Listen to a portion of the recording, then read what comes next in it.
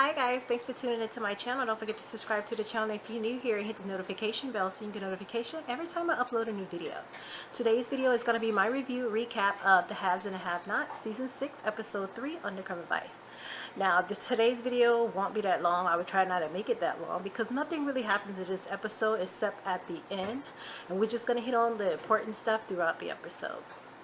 The episode opens where it left off last week with Hannah running into Benny at the hospital after she goes to the morgue and pick up little Q's contents from his pockets, and that was a lot of stuff for a little kid to just have in their pockets. It was like a whole bag and then like a note. And as you know, we didn't get to see the note last week, but basically what she gave the note to Benny and had Benny reading it, and Benny, basically the note was saying that he wished that his mother and grandmother can get along, and that he wished that his mother would love him the way that he loves her. It was just so sad.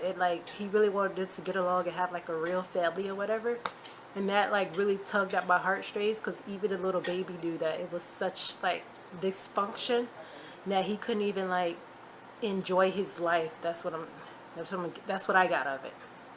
And then basically Hannah's going back and forth with Benny, questioning him and Veronica, asking why he's at the hospital with her, and he was like, she asked me to come, and he was like, you come here by yourself? He was like, no, Mitch with me. Like, we didn't know Mitch was there. He was like, he behind me somewhere, but as you see at the end of the scene, Mitch did walk up. And she was questioning him, asking him was he still sleeping with Veronica, and how Veronica was the devil, and all. And Benny basically was telling her, like, I need to stay on her good side because she's literally the best lawyer in town. And you know, he actually helped cover up the Quincy murder thing, so he's trying to stay on Veronica's good side, I guess, so he can get some pro bono work. And you know, she want that little wee-wee from him, because you know she tried to blackmail him last time for representation. She wanted him to sleep with her. But that was basically all out of that scene, and she was like begging him to just not see her and asking why they don't listen to her, and everything is going to come back and like haunt him because the lady is like really, really evil and she do whatever just to get ahead. And I forgot to mention, the nurse walked up in the middle of their conversation talking about, Veronica's asking for you, Benny. And Hannah's like, asking for you? What do you mean asking for you? You're not her husband. Tell her to call her husband. Which kind of does make sense, but since they're separated, he's still her next to kin or whatever. But I'm like, that nurse walked up into my asking for her like Benny just this lady husband and stuff. It was just really crazy. Benny told the nurse, just tell her I'm busy or whatever. He ended up just leaving with Mitch. And then we get Candace over at the hotel. She's talking back and forth with the bartender or whatever. You know, the bartender kind of helped her cover up her hoish activities. And then this black man walked up to her, complimenting her, telling her how she looked good, and asked her, can he buy her a drink or whatever. And she said, yeah. She's like, where's your credit card? And then they just flirting back and forth, and she asked him what he does for a living. And he's like, I'm a truck driver. And she said, let me see your hands. She looked at his hands or whatever, and she's like, these hands don't look like anything that a truck driver, like you never picked up anything in your life. And the man started laughing or whatever, and then he had said something about money, and she was like, time is money, hinting to him that if you want this, you got to pay for this. And then basically she told him to come up to her room in an hour. He was like, an hour right about right now. She was like, I said an hour. And she told him to come in there on his knees. And he was like intrigued by it. So he left and went upstairs or whatever. Then she looked at the little white man over there in the corner, and she was asking like, is he Vice or whatever? Because she was like, can kind of pick up on polices and all that stuff. So the little officer man walked over to her and was asking her, why do you kind of girls come to these kind of swanky hotels? Why don't you just stand on the corner? We won't bother you if you stand on the corner. And like basically like berating Candace. And Candace was like, what are you talking about? I'm a law student. I'm still in law school. I'm like, Candace, you ain't been to school in how many months? You claim you was going to take the bar early, but you ain't been to school. And then the man was like, she kept telling the man that she's not a hooker or whatever. And then the man basically like ended up like walking off or whatever, because she's talking about some, remember this, and I will have your job if you keep coming at me like this, accusing me of stuff. And then she started talking to the bartender man or whatever, and there was another black girl over in the corner, and she was like, should we warn her or whatever? And then the man was like, yeah, I should go over there and warn her. And then she was like, no, don't warn her, I just want to see how this plays out. So I guess she really want to see if he's undercover Vice or whatever. So that was the end of that. Candace ended up just letting the girl talk to the man, and hopefully she don't get busted. And then next we get Landon and Charles. They're over there having drinks in some hotel room. I thought they were supposed to go down to some bar. But they over there having drinks in a hotel room, and Charles talking about his ex that he let get away or whatever. And then Landon was like, well, you become president, then she'll feel really bad. And he was like, no, she won't feel bad because she married some rich athlete. I think he said football player. I can't remember if he said football player or basketball player. But they just going back and forth. And then Landon stopped drinking. So I guess with Landon didn't want to like get caught up or whatever, he stopped drinking. And then Charles ended up start drinking, calling him a lightweight. So he sat the drinks down or whatever. They were done talking. It seemed like Landon was baiting him from information to try to use as blackmail or something. I really think Landon is working for Oscar. That's my like stand right now. I don't care what anybody says. And so Charles then began up taking off his clothes to get into the bed or whatever, and his back is turned, but Landon is standing there staring at him, but he can't see Landon looking at him. And I'm like, Landon, don't even try it. But Landon ended up taking the drinks with all Charles's DNA on it and all that. So I don't know if he's going to try to plant something, because if he is working for Oscar, I think they're going to try to plant this man DNA on some kind of crime or whatever, because all these people trying to get him to not be president. And Landon was having a conversation. He was talking about how he was in the military and he liked it and all that stuff. I guess Landon was trying to fish for information to try to see if he was undercover or whatever, because you know how some military men come out gay or whatever. But he didn't fall for the okie doke. He didn't like give Landon any extra information or whatever. He was just talking to this girl, talking about his ex, and then he was telling Landon, don't get caught up with these girls out here. And Landon was like, you don't have to worry about that. I said, yeah, because Landon want men. He want you, Charles. He want you. And about Landon too, the reason why I think he's working with Oscar, because he gave this same thing to Charles that Oscar gave to Candace, telling him how he's going to make so much money after the election, which is basically what he told Candace. Book deals, what Oscar told Candace, and pay public appearances. He's like basically telling him the same exact thing that Oscar told Candace. So that's why I really, really think that he's working for him. I can't put my finger on it, but I think he's working for Oscar. And Landon probably going to get himself killed with the okie doke. You see what happened to Maggie Day? So we get on over to the jail. The little Chinese man went into Jeffrey's like jail or whatever to get him out, to bring him into this interrogation room. And he was asking Jeffrey about why would his mom turn him in and all this stuff, and isn't his mom his lawyer? And Jeffrey ended up saying that his dad his lawyer. And I'm like, Jeffrey, wouldn't that compromise stuff? Because if your mom your lawyer, she can't turn you in. Like everything she says is supposed to be confidential and not get out. But he ended up telling him that David's his lawyer. And then he was like, okay, so where's your lawyer? Because Jeffrey kept saying he wanted his lawyer. He's like, okay, so where's your lawyer? You got your 2 phone calls. He said, we gave you 2 phone calls and your lawyer is still not here. And then he was like, do you know Judge Bosch? And he was like, no. I guess that's like what Justin's wife name.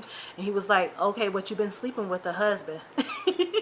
And Jeffrey, he just sat there with this stupid look on his face, like, I don't know what you're talking about. He was like, well, why would your mom turn you in? He kept on saying that he wanted his lawyer. He was like, okay, we're going to give you 1 more phone call to get your lawyer down here. And then he ended up telling Jeffrey about Veronica's accident, because he didn't know Veronica was in an accident. He kept on telling me that Veronica was in an accident and she was in the hospital and all that stuff. And Jeffrey didn't even flinch. And then he was like, oh, you don't even seem surprised. I'm thinking, does he think Jeffrey had something to do with this? Jeffrey's locked up. And he couldn't call. He called his lawyer. He called his dad. But he's not answering, so that's the only phone calls that he got. So Jeffrey couldn't be responsible for this. But he ended up telling him, you don't seem surprised. And Jeffrey was like, just take me back to my cell until my lawyer gets in. And they end up taking Jeffrey back to his jail cell. And then we get David and Erica at David's mansion, sitting on their hard-ass floor eating some food. And he's still practically still begging her to move in, and she playing all coy and all this stuff, talking about she don't want to move in and impose. You know how like women do, try to play hard to get or whatever. That's what she was doing. Then it was a knock on the door. She was like, the police is at the door. So he ended up going outside, and it's Justin. Justin ended up telling him that Jeffrey's in jail, because obviously, and Justin was like, I've been trying to call you, but you haven't been answering the phone. And he was trying to figure out like why Jeffrey's in jail or whatever, but Justin didn't give up that info. Oh, he said the murder of Quincy Maxwell. And then Dave was like, what? And he was like, okay, I got to go down there. He asked him what jail or whatever. And he was like, he's in county. So Justin ended up leaving and getting in the car. And when David goes back in the house, Erica's hiding, talking about her ex is a police. She's just sitting up that line. I'm like, girl, why are you sitting up in line? Now you're going to have David fishing for information for police, trying to figure out if anybody on that team knows who you are. And obviously her ex is War, and War is dead because Candace done set him up. But and then Justin's back in the car. Wyatt called. Now Wyatt talking about put Jeffrey on the phone. Justin was like, don't call this phone no more. And I said, Jeffrey, I knew by you giving him that passcode that was gonna be in a world of trouble. And then Wyatt, he hung up, and Wyatt called back. And he was like, just put Jeffrey on the phone, man. What are you doing? And then Justin was like, okay, if you call this phone back again, I'm gonna be over there and beat your behind. So he hung up again. So being Wyatt, the arrogant prick that he is, he called back. And Justin was like, he just answered the phone again. He was like, man, why you keep answering Jeffrey's phone? Just put Jeffrey on the phone. He was like, okay, I'm on my way. He's talking about, oh, in your little pink police car. Wyatt plays it, but like, he is such a druggie, but it's just so funny because most of the time he doesn't fall for the okie doke. He does not fall for the okie doke. So Justin said he was on his way over there. I said, oh Lord, Jeffrey got these two white men fighting over him, and Wyatt don't even want him. And Justin is just crazy. Like, Jeffrey put it on you that bad that you really around here to act the fool to risk your career? You crazy. So over at Catherine's house, the little black man who came to fix Hannah's sink, he came over there and she was like, okay, so how much I owe you? He was like, nothing. It just was a little minor job. And he asked Catherine if she rigged the sink just so he can go over there and see Hannah. And she started laughing, playing coy and all that stuff. And he was like, do you find her attractive and all that? Like, he was like, she okay. And I'm like, Hannah look way too old for this man. Like, oh, I don't know if that's the way they made her look matronly like that, but that man looked younger than her by at least about 10 years. But she practically begging this man to call Hannah, whatever, and talking about, did Hannah give you your phone number? He was like, no. And she was like, okay, I'm gonna give you your phone number, you're gonna call her. And then he ended up telling he was like, he fixed Veronica's sink or whatever, something at Veronica's house. And she was like, oh, really? And then he was telling her about Veronica's accident, because Catherine didn't know about the accident either. And he was like, okay, you're gonna call her? He was like, she was like, yeah, I'll get right on it. Just all unenthusiasm, like nothing. She just was like, okay, I'll get right on it. And that was it with them. And then we get Melissa at the hospital just being all crazy. Now the doctor is checking her out, and he asking her how far along is she, and she said 8 or 9 weeks. I said 8 or 9 weeks? This been what, 3 seasons and it's only been 2 months? Because you know, as you know, she's still not showing yet.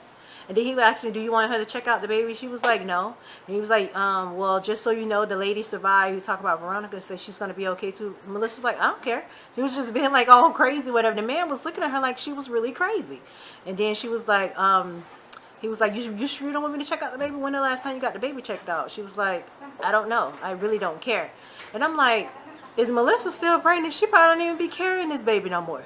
Because she haven't been to the doctor or the hospital or anything to even get the baby checked out. So I wonder if she's still even pregnant. So after Melissa is done getting her little exam, even though she didn't even get a fully exam, she went down to Veronica's room because he told her the room that Veronica was in. So she goes down there and walk in there. Veronica was like, are you crazy? You tried to kill me. And she was like, no, I didn't. She was like, yes, you did by grabbing the wheel. And Melissa was like, correction, I tried to kill us. And she was like, bitch, are you crazy? Veronica like, and I'm like, duh, you done ran this girl crazy with all your antics, girl. Like, what is wrong with you? And then Melissa was like, I need some money. And Veronica was like, no.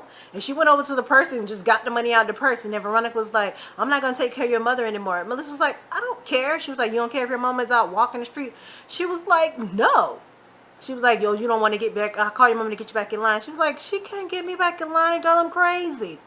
And I'm like, Veronica, after this girl daddy died, she don't care about anything, especially her low rent mama who got her doing this stuff. Because she was like, you don't care anything about your mama? And she was like, no, only thing I care was about my dad, and my dad is dead. And she was like, girl, people died. She's just like all inconsiderate and not even emotional about it. So Melissa ended up snatching the money and leaving. So Veronica get her phone and call some judge, I forgot what the name was, and talking about she need to have a emergency hearing for Melissa something, that she need to be committed for the safety of her child. She finna get this girl in the psychiatric ward just so she's talking about she's feared for the safety of the baby. I said Veronica is really putting all these kind of stunts. Just because the girl in the psychiatric ward, she might end up still doing something to the baby or killing herself or something, unless they keep her strapped down 24 hours a day, which I probably don't think they're gonna do. But still, Veronica, she was like, girl, you don't know how much you messing up and you falling right on into the trap. I said, Veronica, you need to quit. Now down here at the DA's office, we get the little Chinese interim DA since Jennifer Salison is dead, going over all the evidence and stuff that they have against Jim and Catherine and Veronica and David and all of them, saying how they hate each other and how each one of them trying to testify against each other and all this dirt in the mud. And basically he's saying, but he want concrete evidence. And this white lady like really pushing hard for them to get an indictment. He was like, I need more information. And she was like, no, I think you have enough to get indicted. And then the man was like, no, I want DNA evidence. I don't want anything that they can wiggle out of. But basically, she's still, like, pushing hard. I'm like, what's her deal with them? Like, does she have some kind of vendetta and want some kind of revenge on them? Like, what's going on? But then, as you see, she walked out the office because she was like, she was going to go try to find some DNA or information or something like that. She walks out the office, and Oscar gives her the phone. And she was like, it's a phone call for you. So it was Jim on the other line just basically talking to her, asking her something. She's trying to pretend like she don't even know who Jim is. And I'm like, is this going to be his end in the DA office for him to get some information about what's going on? Like, what is his deal with him and this lady? I forgot what he even said her name was or whatever. And then after she got off the phone, she gave Oscar back the phone. And Oscar's like, I guess that conversation upset you. And then she just walked away or whatever. And Oscar like standing there with this little stupid grin on his face. And then we get the scene of the whole entire series. Hannah, Benny, and Candace at her hotel room. Now, Benny and Hannah, they walk up into Candace's hotel rooms because back at the hospital, Hannah kept asking what was her room number because she wanted to go by there and talk to her and give her the note that little Quincy wrote. So she go in there and she gives her the note. And Candace was like pretending, ooh, boo-hoo. Like she really didn't really care. And then Hannah was like, we needed to fix this. Even the baby knew that we needed to fix this. But you still up here acting crazy. And Candace still going crazy about how Hannah was supposed to be dead. Hannah let her baby die and all this crap. And Hannah was like, and Benny was like, you can't blame her for that. And she started blaming Benny too. And then Benny was like, oh, so you're going to blame me too? And then Hannah was like, that's just what she does. Just let her go through this. She's grieving. And Candace was like, I don't want any sympathy from you. This is exactly what happened. And this is how it's going to go. And she was like, y'all let my baby get killed. And now you want me to come back to the house that your massa bought you? I just bust out laughing. Because Hannah doesn't act like that. And there's a lot of reviewers. They're always saying that Catherine is her massa. And how she acts. And how her mannerisms are. But it just was funny to me when she said that. And I'm like, have Tyler Perry been watching YouTube reviews? Because that's what everybody always saying. But as they in the midst of this argument, the man back down at the bar knocks on the door. And Hannah asks Candace, like, what you doing here? Turning tricks? She was like, yeah, I'm turning tricks. And she's like, oh, you never learned, do you? So the man came in. And then Benny was like, what are you doing here, man? Get out of here. And then the man was like, okay, I'll get ready to leave. And Candace was like, no, you stay. And then he was like, man, get up out of here. Like, Benny was like, okay, you don't get, that's what he was thinking. Okay, you don't get out of here, I'm gonna beat you behind.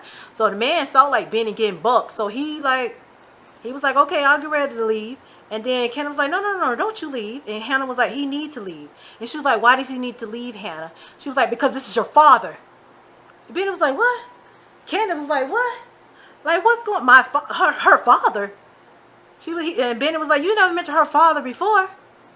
And I'm like, what's going on with this? And I'm like, this is Candace's father? This man look like he rich or something. Like, where you met him at, Candace? Like, I met Hannah. Is he like a business owner or something? Because you know Benny daddy was married, but you claim you didn't know he was married when you got with him. So why you ain't never mentioned Candace's daddy? Because Candace used to always ask her when she was younger who's her father, and Hannah would never tell her. Because you know Hannah used to be back turning tricks back in the day too. Maybe Hannah didn't know, or maybe she did know, and this man like powerful or something. He probably threatened her.